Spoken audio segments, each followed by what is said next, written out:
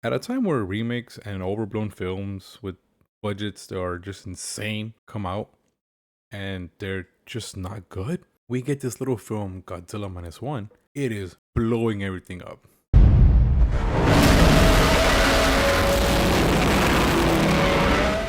It's been doing so good, they've even given it another week to stay here in the NA. So if you haven't seen it, go give it a watch. And if you just want to know what the verdict is, this is a 10 out of 10 or 9.5 out of 10.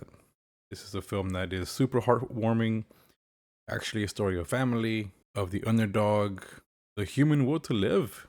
It's all of it. And it looks beautiful. This film, it's a breath of fresh air. This is me coming off of watching Wish and Doctor Who and Phase 4 in general as well, because it's been most of the Hollywood. It's just not fun. Very, very not fun. And the last movie we got with the Monsterverse, for example, it was cool, but I had my gripes with it. But to compare it to Godzilla Minus One, it is just got everything into it. We have a story of the broken people, the broken man, the broken family, giant lizard Goldberg blows things up if that's what you want to see. There's plenty of that. We have the music, which takes homage to the old stuff mixing with new.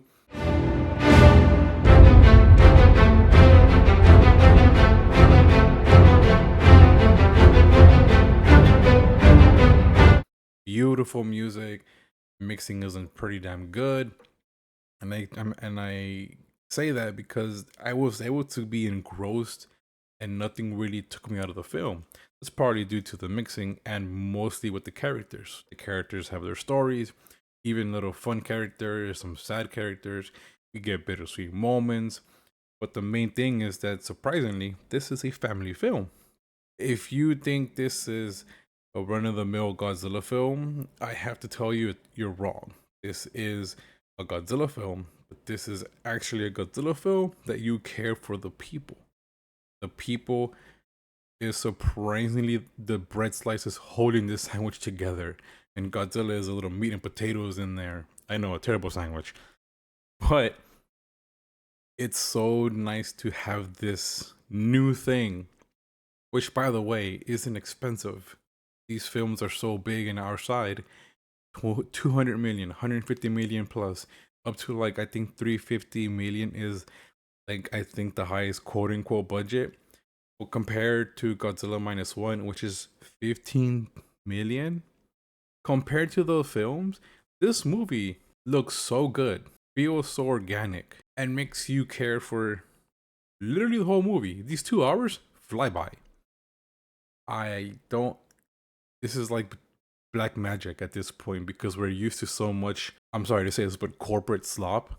I don't know how else to say it. Just that this is just great.